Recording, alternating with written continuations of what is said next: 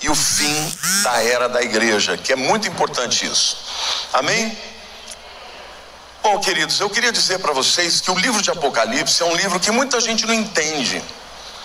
E muita gente deixa de estudar porque fala, é tão difícil, né?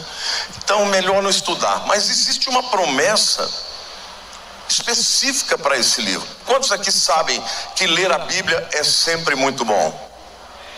Mas existe uma promessa que bem-aventurado é aquele que lê as palavras dessa profecia.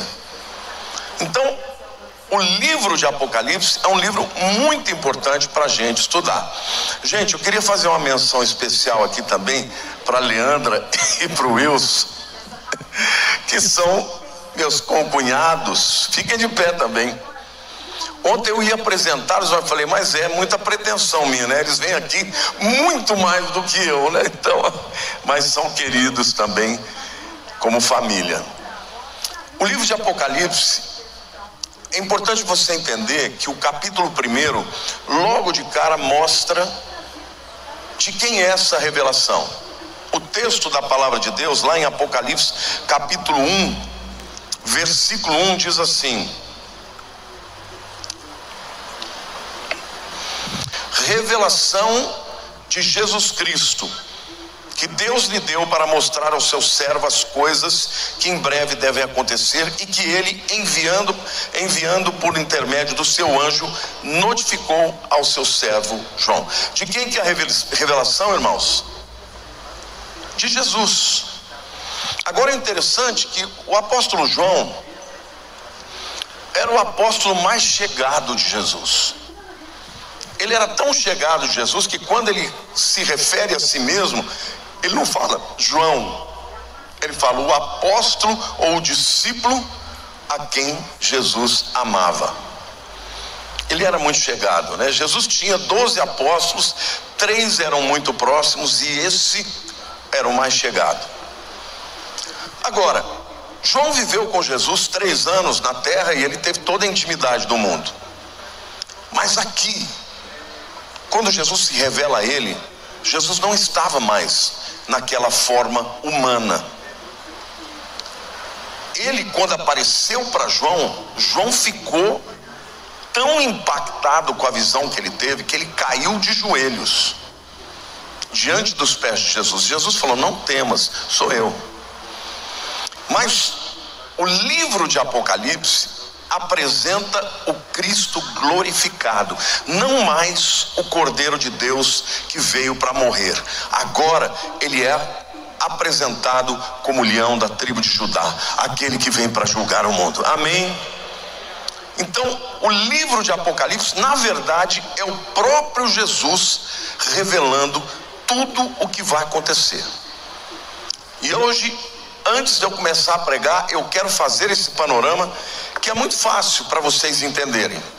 Porque a partir do momento que você discerne os capítulos, você sabe de que fase nós estamos falando, tá bom? O capítulo 1, portanto, é Jesus se apresentando.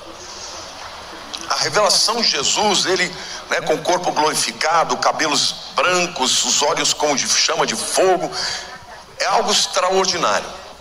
Os capítulos 2 e 3 falam da era da igreja. Diga assim, 2 e 3. A era da igreja. E a gente vê aqui que Jesus se dirige às 7 igrejas que estavam no Apocalipse.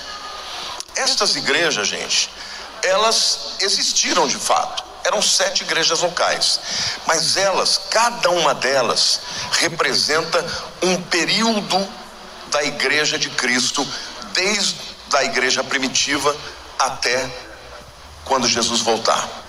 Então, logo de cara eu quero dizer para vocês que Filadélfia e Laodiceia são as 2 igrejas que representam o tempo que nós estamos vivendo. A igreja que vai ver o arrebatamento. Eu pelo menos creio assim, tá? A gente não pode afirmar categoricamente, mas é muito provável que seja.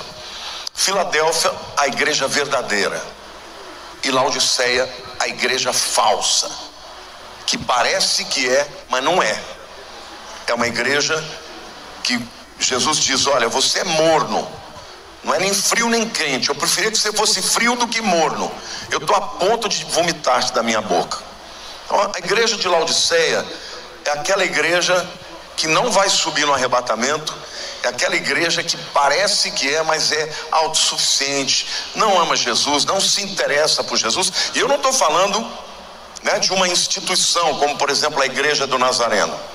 Aqui dentro tem gente que pertence a Filadélfia e tem gente que pertence a Laodiceia. Como é, pastor? Eu espero que você faça parte de Filadélfia e não de Laodiceia, tá bom? Em cada igreja local existem aqueles que são crentes verdadeiros e aqueles que ainda não são. Então, os capítulos 2 e 3 falam da era da igreja. Diga assim, a era da igreja. O capítulo 4, no versículo 1, João diz assim: eu vi uma porta aberta no céu e ouvi uma voz como de trombeta dizendo: sobe aqui. Ali é o arrebatamento da igreja. Então diga assim, capítulo 1, Jesus se revela. 2 e 3, a era da igreja. 4, arrebatamento. 4, versículo 1. A igreja é arrebatada e imediatamente João vê a sala do trono. Então os capítulos 4 e 5 é a igreja diante do trono de Deus. Depois a gente vai explicar isso melhor. O capítulo 6 começa a abertura dos 7 selos. Mas é importante que você decore que os capítulos 6 a 9 são os 7 anos da tribulação. Tá bom? Diga assim, tribulação de 6 a 19. E eu vou repetir várias vezes porque eu quero que você saia daqui sabendo. Por quê? Porque quando você for ler o Apocalipse, você vai saber onde você está. Ah, eu estou no capítulo 1, versículo tal. Ah, Jesus se revelando. Ah, eu estou nos capítulos 2 e 3, a era da igreja. Ah, é o capítulo 4, verso 1, arrebatamento. E o restante dos versículos do capítulo 4, 5, a igreja perante o trono. 6 a 19, a tribulação. O capítulo 20 é o capítulo em que aparece o milênio. O milênio de Jesus, o Satanás é preso, depois passam 1000 anos, Satanás é solto, há uma grande revolta, Satanás busca gente no mundo inteiro e acontece uma outra batalha de Gog e Magog e Satanás é preso.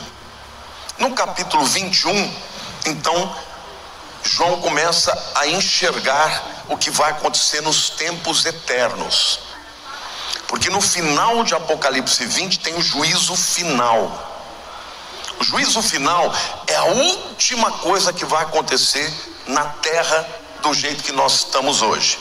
A partir daí são tempos eternos. Então ali a gente vê a nova Jerusalém, a gente vê o céu, vê o rio da vida. Então os capítulos 21 e 22 falam dos tempos eternos. Vamos recapitular? Para depois a gente começar a pregar. Eu vou perguntar e você vai me responder. Capítulo 1, Jesus se revela. 2 e 3, esse povo é muito inteligente. Capítulo 4, versículo 1, arrebatamento. E os capítulos 4 e 5, a igreja diante do trono. 6 a 19, tribulação. 20, milênio. 21 e 22, tempos eternos. Eu vou repetir mais uma vez. Lembra bem, ó.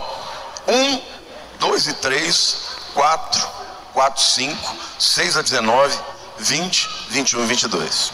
Pronto, vocês já entenderam a linha do tempo. Isso é muito importante, porque quando você for estudar agora, você vai saber em que parte você está. Você já acabou de entender o que vai acontecer com a história da igreja. Nós estamos aonde? Nos capítulos 2 e 3. Daqui a pouco vem o arrebatamento. Agora eu vou começar a pregar, porque eu estou dizendo que o próximo evento profético, dentro da narrativa de Deus, é o arrebatamento. Então o tema da mensagem hoje, no final você guarda, porque no final eu vou tomar de novo, tá bom? no final vou perguntar de novo essa sequência, porque isso é tão importante para a gente entender o livro de Apocalipse. Eu quero até aproveitar e sugerir, a mando da minha esposa, vocês sabem, né, que mulher manda na gente. Eu sempre digo para os rapazes que vão casar: você quer mandar ou quer ser feliz? Porque elas vão mandar na gente. Em algum momento você tem que obedecer. A Lília falou: fala do teu estudo de Apocalipse no canal de membros. Gente, no canal do YouTube tem lá um link que está escrito seja membro. Lá eu tenho alguns estudos, mas eu tenho o estudo de Apocalipse do capítulo 1 ao 22 com todas as minúcias e detalhes. Se você ama o tema, se inscreve lá. É bem baratinho, R$ 7,99 por mês. Pra vocês terem uma ideia, sim, são estudos maravilhosos. Eu não gosto de fazer propaganda disso, mas a Lília falou: fala, porque senão o povo não fica sabendo. Então vamos entrar no arrebatamento, que é o próximo. Nós estamos nos capítulos 2 e 3. Eu acredito que nós sejamos a igreja do arrebatamento. E se assim for verdade, nós fazemos parte da igreja de Filadélfia e Laodiceia. Filadélfia é uma palavra grega que significa amor fraternal. A verdadeira igreja é a igreja que tem amor uns pelos outros. Jesus disse: nisto conhecereis que sois meus discípulos, se vos amardes uns aos outros. Uma igreja sem amor não é a igreja verdadeira. Mas Laodiceia, também no grego, laos é povo, e dikeia significa justiça. Então uma igreja que a justiça do povo vem antes da vontade de Deus. A nossa justificação não é nossa. Ninguém é justificado pelo seu próprio benefício ou por aquilo que faz de bom. A gente é justificado pela graça, sim ou não?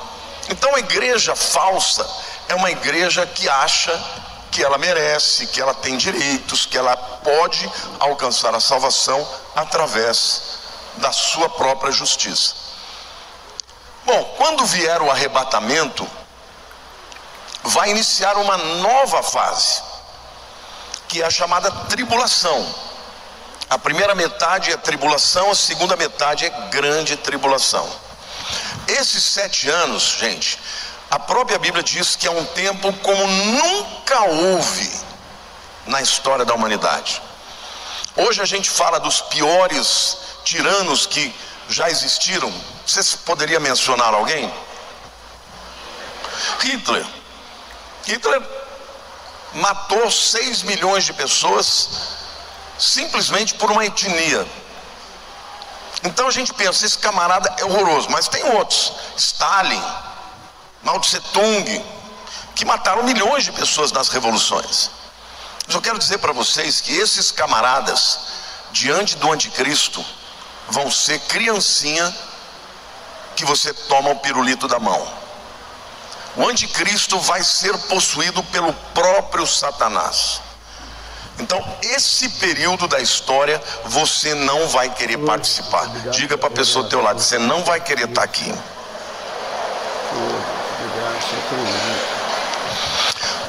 O texto mais clássico do arrebatamento, gente, está lá em 1 Tessalonicenses capítulo 4.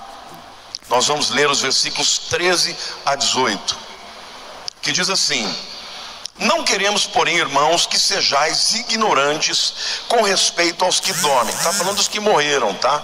Aqui é um eufemismo. Paulo não usa a palavra morte, porque morte também se refere à morte espiritual. Então quando ele fala de crente que morre, ele fala dos que dormem. Não quero que vocês sejam ignorantes respeito aos que dormem, para que não vos entristeçais como os demais que não têm esperança. Pois se cremos que Jesus morreu e ressuscitou, assim também Deus, mediante Jesus, trará em sua companhia os que dormem. Ora, ainda vos declaramos por palavra do Senhor isto: nós os vivos, os que ficarmos até a vinda do Senhor, de modo nenhum precederemos aos que dormem. porquanto o Senhor mesmo, dada a sua palavra de ordem, ouvida a voz do arcanjo e ressoada a trombeta de Deus, descerá dos céus, e os mortos em Cristo ressuscitarão primeiro. Depois nós, os vivos, os que ficarmos, seremos arrebatados juntamente com ele entre as nuvens, para o encontro do Senhor nos ares, e assim estaremos para sempre com o Senhor. Consolai-vos, pois, uns aos outros com estas palavras. No tempo de Paulo, tinha gente que estava dizendo assim: Jesus já veio. E aí as pessoas estavam ficando tristes. Como assim já veio? Tinha até gente escrevendo por carta. Por isso que ele fala: olha, não queremos, irmãos, que sejais ignorantes com respeito aos que dormem, para não entristecer-vos como os demais que não têm esperança.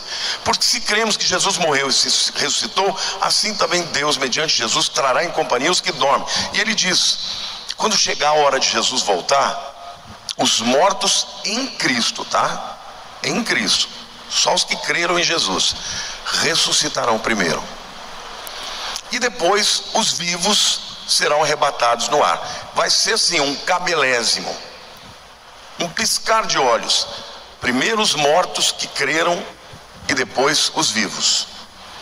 Então o arrebatamento que vai levar os crentes para a presença de Deus, só vai ter crente, não vai ter ninguém que não é salvo. Amém ou não? E quando as pessoas chegarem na presença de Deus, elas vão chegar diante do trono de Deus, e elas vão, nesse momento, comparecer diante de Jesus no tribunal de Cristo. Diga assim: tribunal de Cristo. Eu quero que você saiba a diferença entre juízo final e o tribunal de Cristo. Diga assim: tribunal de Cristo, logo após o arrebatamento. Diga assim: juízo final, depois do milênio. Então, no final do milênio, depois daquela guerra de Satanás contra Jesus, no milênio o diabo vai ficar preso 1000 anos, Jesus vai reinar. No final, Satanás é solto, ele junta as pessoas, vem para contender com Cristo, perde, e aí todas as pessoas, desde Adão, que não eram salvas, vão estar e mais as do milênio, que não são salvas, e as que são salvas vão comparecer no juízo final. Então, quando a gente falar tribunal de Cristo, diga: tribunal de Cristo é para galardão. Todo mundo que chegou lá está salvo, vai receber a recompensa pelas suas obras. Juízo final, diga: para salvação. Então, no final do milênio, quando tiver lá o Senhor para julgar, a Bíblia diz que à direita estarão os salvos, à esquerda estarão os perdidos. Tá bom? Recapitulando lá, capítulo 1, Jesus se revela. 2 e 3, capítulo 4, 1, depois do arrebatamento,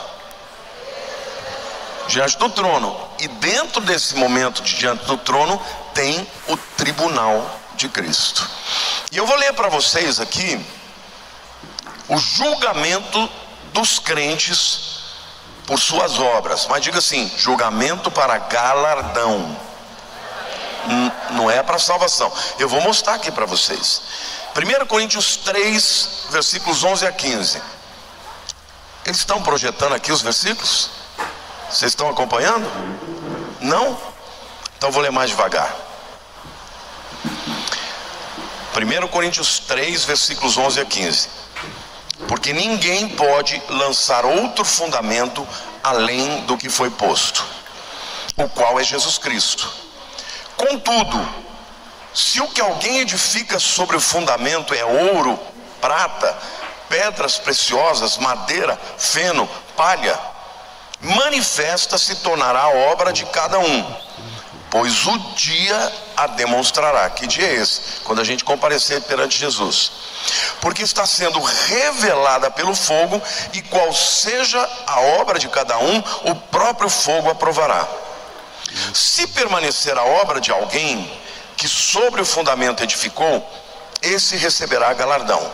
Se a obra de alguém se queimar, sofrerá ele dano, mas esse mesmo será salvo, todavia, como que através do fogo. Ele usa uma figura aqui que vocês vão entender muito bem. O fogo é o instrumento para provar a obra de cada um. Aí ele diz que o fundamento, ninguém pode lançar outro que não seja Cristo. Então diga assim: o fundamento da nossa salvação é Cristo, não tem outro. Camarada é crente, o fundamento da vida dele é Jesus. Só que aí, uma fundação, quando vocês construíram esse templo aqui, quantos viram a fundação aqui? Fundação é o que está para baixo, né? É o que sustenta o edifício. Sem fundação, as paredes não ficam. Então qual é a fundação ou fundamento? Jesus Cristo. Agora, o que você constrói em cima, Paulo diz que são as nossas obras. Só que ele diz que as obras de cada um são semelhantes a alguns materiais. Ele fala madeira, feno, palha, ouro, prata e pedras preciosas. Deixa eu perguntar uma coisa para você: o que acontece quando o fogo passa na madeira, na palha e no feno? Queima. Sobra o quê? Nada além de cinzas. Isso aqui Paulo está comparando com aquele indivíduo que as obras foram más. E o que acontece quando o fogo passa no ouro, na prata e nas pedras preciosas? Purifica. Você sabe, né, que o diamante, ele é forjado com alta pressão e alta temperatura. É o carvão que vira diamante.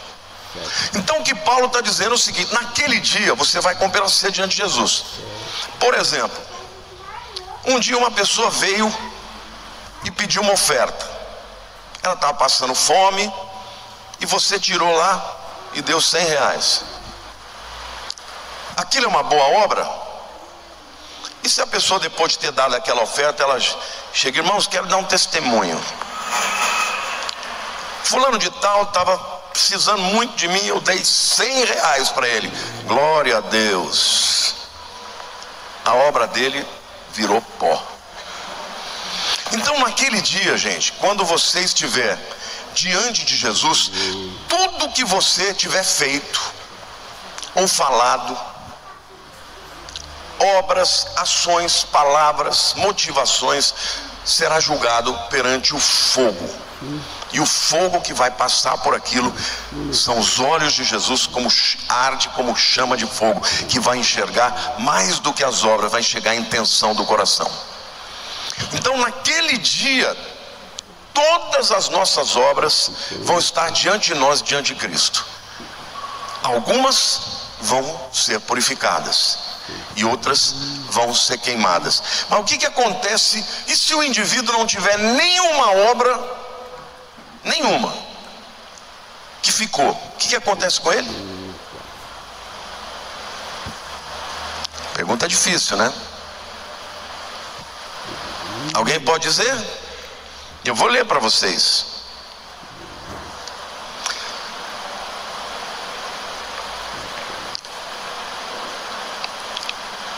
O dia a demonstrará, porque está sendo revelada pelo fogo. E qual seja a obra de cada um, o próprio fogo provará. Se permanecer a obra de alguém que sobre o fundamento edificou, esse receberá galardão.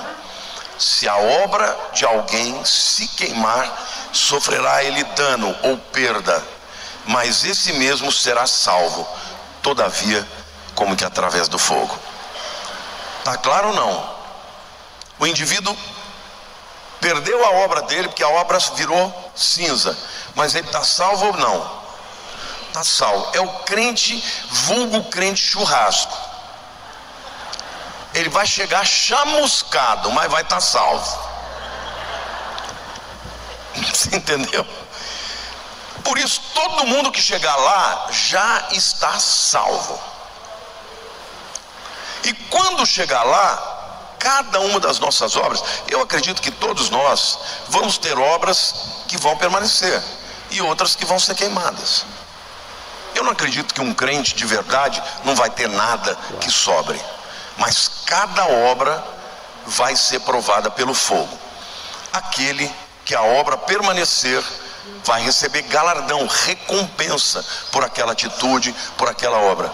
Se a motivação foi errada, queimou, não sobrou nada além de cinzas, mas ele está salvo. Então diga assim: tribunal de Cristo, todos estão salvos. Diga assim: é para galardão, não é para salvação. Amém? Lá em 2 Coríntios capítulo 5 versículo 10, o apóstolo Paulo diz assim: porque importa que todos nós compareçamos perante o tribunal de Cristo, para que cada um receba segundo o bem ou mal que tiver feito por meio do corpo. É o mesmo momento, só que aqui ele diz que esse momento do juízo é diante do tribunal de Cristo. E aqui, esta palavra no grego é bemá, diga bemá. Era o pódio. Lá naquele tempo havia a corrida da maratona. O camarada, para chegar no pódio e ganhar a coroa de louro, ele tinha que cruzar a linha de chegada. Se ele tivesse corrido 40 quilômetros, mas não cruzasse a linha final, ele não recebia a coroa de louros. Se ele tivesse cruzado a linha final, ele ia receber a coroa de louros. E ele comparecia para receber a coroa diante do Bemá, que é o tribunal de Cristo. Então isso significa que o crente, para receber a coroa, ele tem que começar crente e ir até o fim. Esse negócio de começar e depois desistir não vai estar lá, tá bom? E mesmo se ele chegar lá, quando ele for julgado, as obras são para recompensa. Então, meu irmão, no dia do arrebatamento, quando você olhar para o lado e falar, já cheguei, você já pode dizer um ufa, não tem mais perigo. Eu não sei o que eu vou receber, mas que eu vou estar salvo, eu estou salvo. Então, gente, esse julgamento acontece logo após o arrebatamento. O fogo vai provar as nossas obras. Alguns terão mais galardão, outros terão menos. Pastor, mas o que é o galardão? Ninguém sabe. Nós vamos descobrir lá. Existem algumas possibilidades, mas eu não vou mencionar aqui, senão vai gastar muito tempo. Agora, o que a Bíblia diz, que haverá diferentes coroas. Vejam como ele está usando toda a metáfora da corrida. O camarada que vencia não era o que chegava em primeiro, era o que cruzava a linha. É interessante porque na maratona mais importante é cruzar a linha. Até o último que chegar é um vencedor, porque ele cruzou a linha. Aí ele estaria diante do pódio, que é o Bemá, que é o tribunal de Cristo. Ali ele ia receber a coroa. E a Bíblia menciona algumas coroas, mas eu creio que tem mais. Haverá diferentes coroas como galardão. A primeira que eu quero citar é a coroa incorruptível da vitória. Em 1 Coríntios 9, 25 diz assim: todo atleta, de novo, está usando a metáfora da maratona, todo atleta em tudo se domina. Aqueles, ou seja, os atletas de verdade que estão correndo a maratona, para alcançar uma coroa corruptível. Nós, porém, a incorruptível. Portanto, gente, a primeira coroa é a coroa da vitória, é a coroa de quem cruzou a linha. Quantos aqui vão cruzar a linha e vão até o final? A Bíblia diz: ser fiel até a morte e dar-te-ei a coroa da vida. Tem que ser até o fim. Você tem que crer e continuar crendo até o fim, para poder receber a coroa da vitória, que é incorruptível. Por quê? Porque a coroa daquele tempo era uma coroa de louros. Depois de um tempo ela apodrecia. Mas a coroa que nós vamos receber, nunca ela vai ser destruída. Ela é eterna, assim como a nossa vida é eterna. Amém? Você pode aplaudir o Senhor?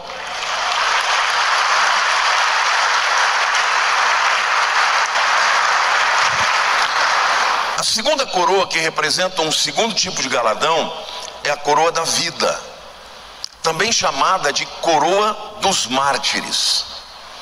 Lá em Apocalipse 2:10 diz assim: não temas as coisas que tens que sofrer. Eis que o diabo está para lançar em prisão alguns dentre vós, para ser postos à prova, e tereis tribulação de 10 dias. Ser fiel até a morte, e dar-te-ei a coroa da vida. No tempo que nós estamos vivendo, muitas pessoas perderam a vida por causa de Jesus. Eu conheço um pastor, pastor Elias Dantas, que ele tem um ministério na Síria. E o ministério que ele tem na Síria é ajudar as viúvas cujos maridos foram mortos por causa da sua fé, muitos deles decapitados pelo Estado Islâmico. Quantos de vocês já viram no YouTube aquele vídeo de um monte de gente na praia seguindo com roupas laranjas, e depois eles de joelho e o Estado Islâmico estando ali para decapitá-los? Isso é verdade, não é fake news. Então há uma coroa para aqueles que dão a vida por Jesus. E eu gosto sempre de dizer uma coisa: se a gente não tem o privilégio e a honra de morrer por Jesus, que a gente possa viver para Ele. Amém? Então a segunda coroa é a coroa da vida, ou a coroa dos mártires. A terceira coroa, o terceiro tipo de galardão, é a coroa de glória. E essa coroa é dos pastores. Eu queria pedir para os pastores ficarem de pé aqui.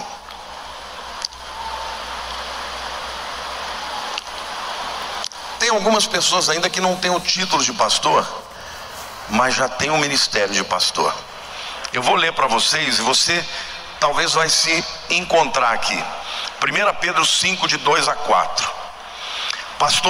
Pastoreai o rebanho de Deus que há entre vós, não por constrangimento, mas espontaneamente, como Deus quer, nem por sorte da ganância, mas de boa vontade, nem como dominadores dos que vos foram confiados, antes tornando-vos modelos do rebanho. Ora, logo que o Supremo Pastor se manifestar, recebereis a imarcessível coroa da glória. Não é maravilhoso, irmãos? Eu queria que a igreja aplaudisse os pastores aí. Muito obrigado.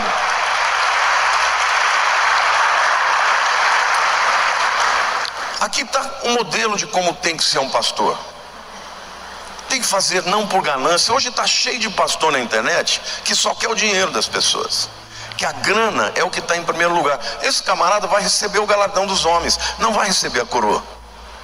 Eu quero receber a coroa imarcessível. A Bíblia diz amarantinos. Amarantinos é uma flor que nunca murcha. É uma flor, uma vez nós recebemos lá de um piloto que era minha ovelha, ele trouxe de Israel para mim. É uma flor que ela se fecha, você bota na água, ela abre. Passa anos e ela está ali, e ela nunca é destruída. Agora, esse é aquele que pastoreia não por ganância, aquele que cuida das ovelhas, vai receber um galardão. E eu sempre digo, gente, ovelha é um bicho que dá trabalho, viu? Porque não é astuto. É muito fácil para o lobo levar a ovelha para o canto. Sabe aquele tipo de pessoa desavisada, avoada? Vem cá, ela já vai indo. Aí corre o pastor puxando a ovelha para cá. Não, esse caminho não está certo, vem para cá. Às vezes ele tem que dar umas varadinhas, né? Mas sempre por amor. Então, um galardão maravilhoso esse. O quarto galardão é a coroa da justiça, para aqueles que amam a sua vinda. 2 Timóteo 4,8 diz assim: já agora a coroa da justiça me está guardada. Isso é Paulo. Ele tinha certeza que ele tinha essa, a qual o Senhor, reto juiz, me dará naquele dia, e não somente a mim, mas também a todos que amam a sua vinda. Você ama a vinda de Jesus? Você é daqueles que fala Maranata? Você tem a coroa da justiça, para aqueles que amam a sua vinda.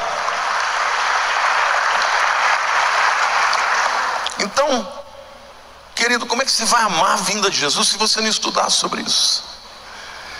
Quanto mais você estudar, mais você vai amar. E quando você ama, você recebe uma coroa. Interessante que Paulo, ele não falou que ele tinha as outras coroas, mas essa ele falou. Por quê? Porque ele amava a vinda de Jesus.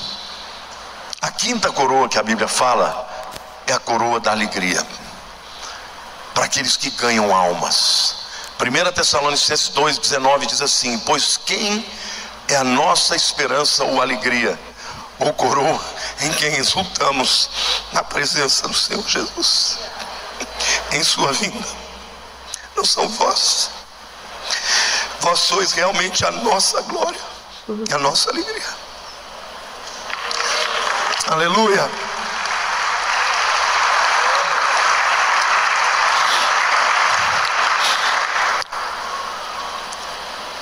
Eu respondo centenas de pessoas, milhares de pessoas.